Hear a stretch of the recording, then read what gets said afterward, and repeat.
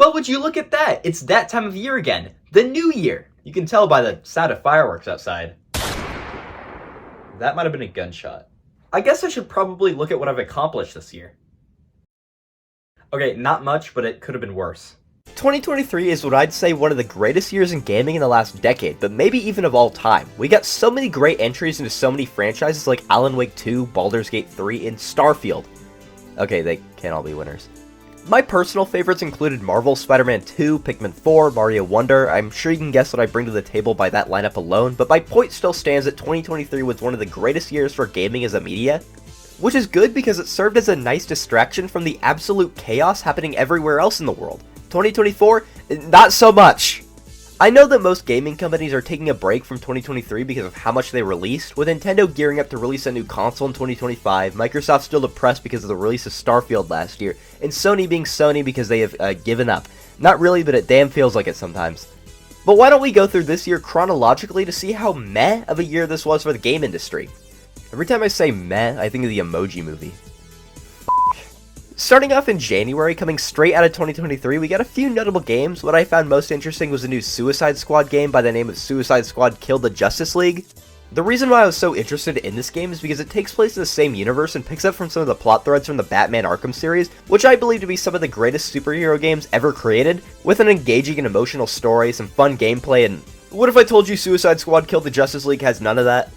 Okay, I will say, I think the gameplay here is a little fun, having an open-ended world with a lot of fun shooter gameplay, but in an age where there's 100 million better third-person shooters out there to play, this game does not stand out at all. The main thing people took issue here was the decision to make this game a live service game. I assume the developers saw the success of Fortnite and the newer Call of Duty games and wanted a piece of that pie without understanding why those games were successful in the first place, being that they were fun. This game is not that fun. And now the live service items and the multiplayer are now being shut down less than a year after the game was released. Wow, what a story. But just because we got one stinker here does not mean that a company like PlayStation can't pick up the slack, and that's because they remastered The Last of Us Part 2 for the PS5, when you could already play the PS4 game through PS5 through backwards compatibility. Fuck you guys. They did this with the first game too, which was also playable on PS5 through backwards compatibility, and I understand why they want to make these games as playable as possible since they do hold up so well, except for debatably Last of Us Part 2. But I feel like it was kind of just a waste of resources and development time, especially because PlayStation rarely ever releases any new games anymore. I just can't bring myself to spend a bunch of money on a game I 1, already own, and 2, don't personally care that much for, and I get that that's subjective, but come on man, the original game is like $10 at GameStop used. And before you call me out on it, yes I do have a double standard, I will buy 1,000,000 copies of Sonic the Hedgehog 2. The only other notable release that came out around this time was Tekken 8, which is some dumb fun, but also at the same time a little bit too late considering that last year the new Mortal Kombat and Street Fighter games already came out, and compared to Mortal Kombat and Street Fighter, I do not care about Tekken. January in any year is always a slow month because we're winding down from the holidays, and if you really want to do something, I'm sure that you get enough games for Christmas to keep you busy for a while, but if you're like me and you don't get any gifts because you stay inside your room all day, hop on Fortnite, baby. Kill me. Coming to February was definitely a step up from January as we actually got some blockbusters, like a new PlayStation game being Helldivers 2. I was a little late to this game, so by the time I actually started playing it, most of the player base had slowed down a little bit, which kinda sucked, but I didn't get too sucked into this game like I expected I would. I'm glad that Sony finally released a new damn game, that it was actually good because, well, we'll get to that subject a little later. We also got things like the Final Fantasy VII Rebirth, which was a long-awaited sequel to the Final Fantasy VII Remake, which is kinda crazy that we got a sequel to a remake, but it was cool. And then we also got Persona 3 Reload, and I love Persona 3, and I promise to play the remake at some point in my life. Not right now, though. A few other games released in February, but these were the major releases, which mostly consisted of remakes and a new game, but I think anything other than Suicide Squad Kill the Justice League is a step up. In March, we received games such as South Park Snow Day, a game that differs from the recent South Park games by being a third-person shooter strategy game rather than a big RPG. This game got some flack when it released for kinda looking ugly and not having gameplay mechanics that were fully realized. I ended up buying this game with a gift card I'd clenched up my butt for a year and enjoyed what I played, but I didn't find it very memorable and more just dumb fun. We also got Princess Peach Showtime, which was announced earlier in 2023 but ended up being overshadowed by games like Mario Wonder, and I completely forgot about this game. And when the game eventually released, I thought, oh, I should play that. I never did. This actually wasn't Princess Peach's first spin-off game, as on the DS we received Super Princess Peach, a game that I actually really enjoyed a lot. Again, I did not play this game. This game got relatively mixed reviews, especially for a game in the Mario series, but I think this game did a good job at expanding Princess Peach's character, showing that she likes the arts and whatever else. Again, I didn't play this game, so I wouldn't know. In the month of April, all I played was content warning.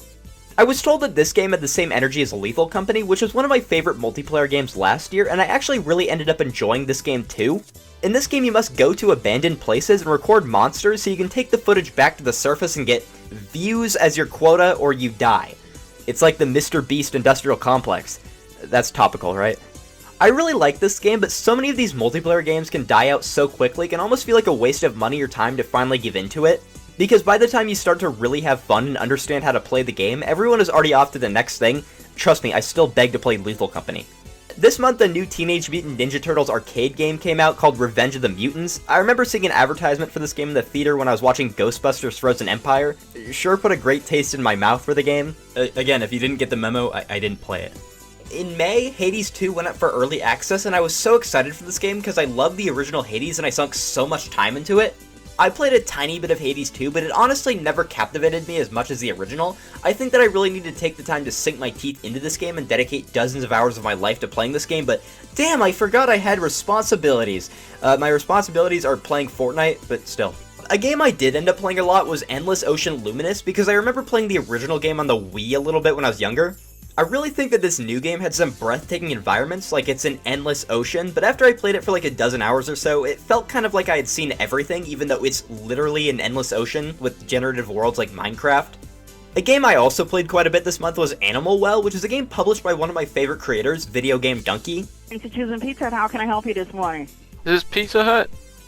Yes, it is. More like pizza butt. Dump stupid ass! I know you dumbass! I never got super far into this game, but it does have some breathtaking graphics and some genius game design, very similar to a game like Super Metroid. I want to play more of this game. My only issue is that this genre really just isn't for me. I've never been a big fan of these maze-like platformers, and while I have played a few, they aren't something I ever go super out of my way to play, but I'm sure if I really focused, I would end up really loving this game. There was this video I saw where it showed how long it takes for a game like the new NBA 2K game to install on the PS5 compared to the 3 seconds it takes for Animal Well to install. If that didn't immediately convince you into buying this game, then you are stupid. Also, I've never gotten the chance to rant about this, but the download times for newer consoles are f***ing crazy. It takes like an hour per game. I just want to play the game, dude. Also, Sonic Mania finally came to mobile this month, through Netflix. This is such a shitty port, but I ended up playing the entire game through it, so who am I to complain? In the month of June, we got some Destiny 2 shit. Genuinely, how are people still playing this game? We also got the long-awaited Elden Ring DLC being Shadow of the Entry, which ended up becoming Game of the Year, even though it's an expansion of a game that was released in 2022. I didn't make up the rules. Hey guys, Editing Coil here. I made a mistake. The game did not win Game of the Year. I recorded this before the Game Awards happened. I was just so confident. So my bad. Ignore that.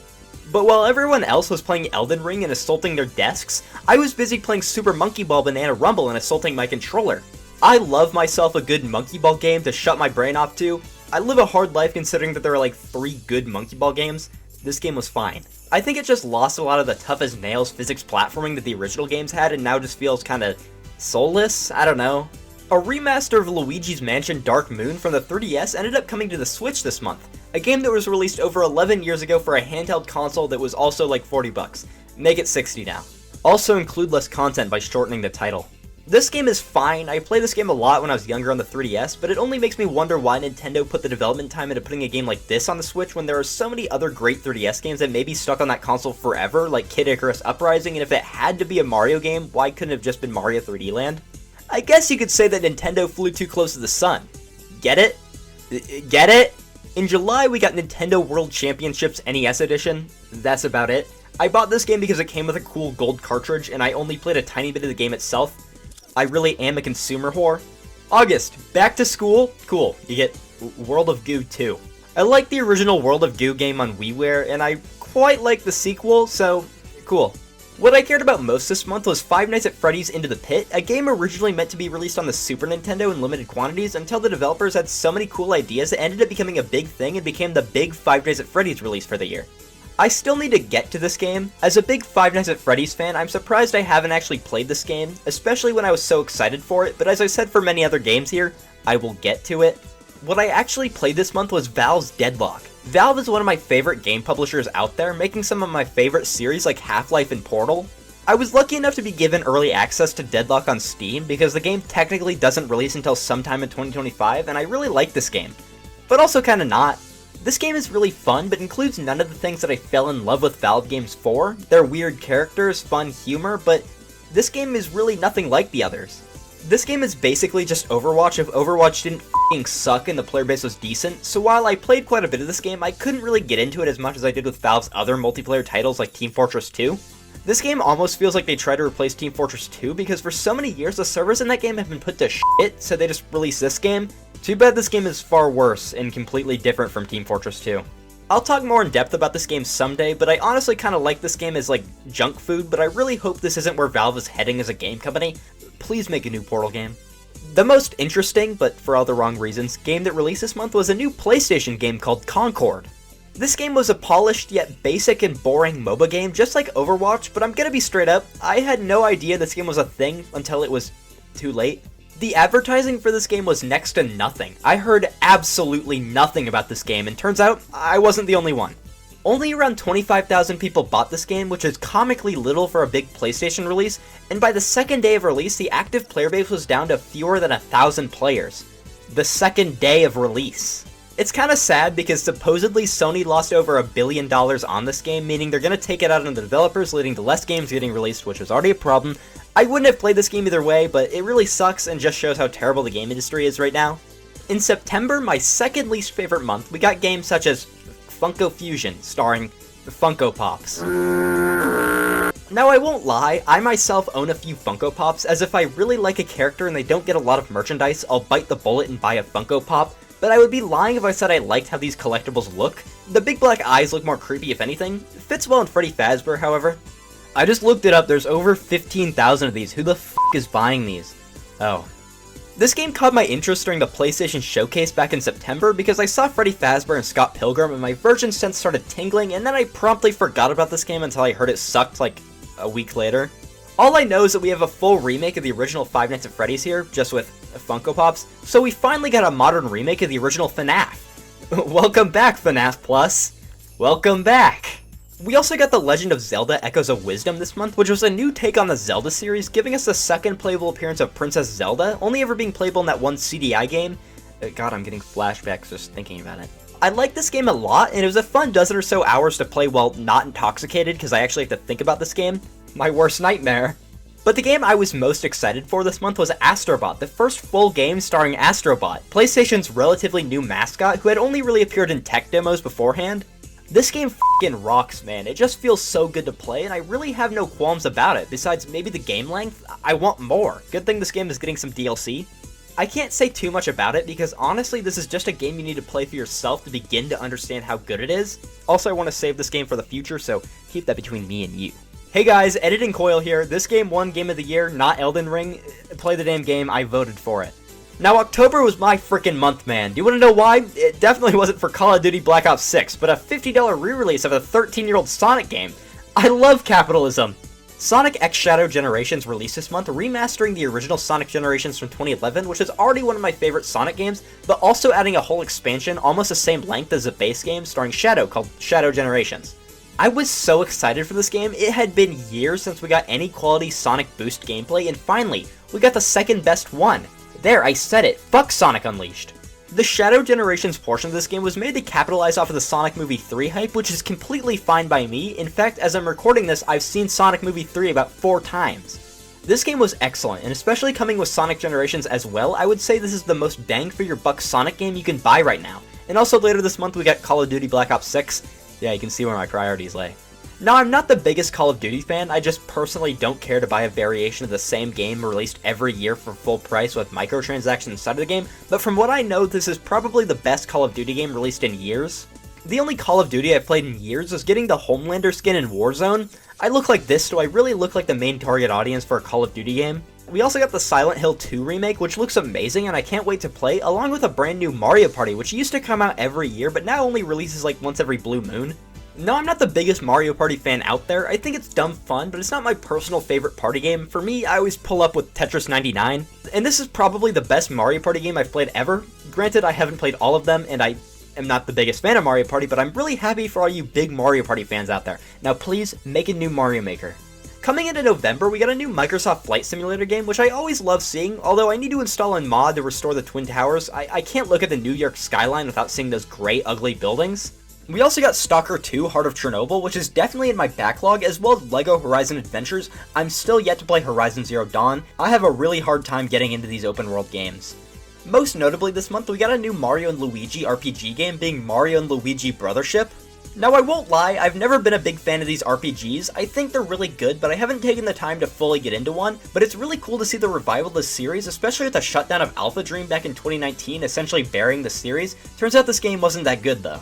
I was really surprised to see this game get a 5 from IGN. Normally they're all up on Nintendo's metaphorical capitalistic cock, but I guess some dude really did not like this game. This game just felt repetitive and drawn out at some points, which definitely brings this game down, but from what I've played, I really like this game, especially with a cel-shaded art style. I would love to see this in the next 3D Mario game or something. Surprisingly, this game got a significantly worse review from IGN than Sonic X Shadow Generations, which got a 9, which it definitely did deserve. But I saw a lot of people, mostly on Twitter, happy that Mario & Luigi Brothership wasn't reviewing super well because Sonic was finally getting a win, which the series hasn't had for years. We don't need to bring something down to prop up another, it's just gonna cause more problems in the future, and it's also just super lame, man. Both of these games are good, and I wish that we could just end it with that, but this could be a whole discussion for another day. Moral of the story, stay off of Twitter.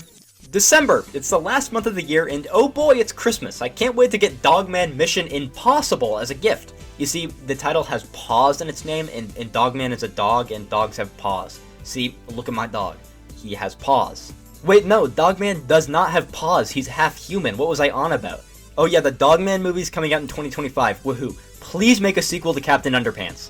In December, we also got Indiana Jones and the Great Circle, which I think is a really funny name. Like, the Great Circle is so stupid, but whatever. This game is actually super cool, and while I'm yet to play it, I don't really want to spend $70 on a game that I'm not sure I'll like. I just think the game looks cool, and that's all that really matters. What I would say the last major release of the year is Marvel Rivals, a MOBA game starring Marvel characters like Iron Man, and Spider-Man, and America Man. And I heard this game was really good, and I can attest to that. I installed it on my computer and played it for like 2 seconds, and it was finals week, leave me alone. And that pretty much concludes the game industry in 2024. Sure, there's a lot more games I could have mentioned, like Stellar Blade and Star Wars Outlaws, but I don't care. Looking back at everything like this made me realize that this year wasn't so bad for games. We definitely got some great releases, but everything just felt so far apart from each other that it never really hit the quality of 2023. That year had damn Pikmin 4. 2024 just doesn't have a big release that I really associate with the year, and being super excited for, it was kind of just a boring year, which was fine. I mean, 2023 was such a big year, we need to wind down from that a little bit, but I just wish a few more big releases could have came out. 2025 is definitely looking up though, with the release of Grand Theft Auto 6, maybe, Borderlands 4, and Nintendo releasing a brand new console, so I'm just really looking forward to all that, but overall 2024 was kind of just a meh year. Emoji movie, fuck! But here are my personal predictions for 2025. First, we got Half-Life 3, Mario Odyssey 2, Silksong, a new 1.5K PS5 model, Reddit the video game, and Persona 6. What do you mean I'm delusional?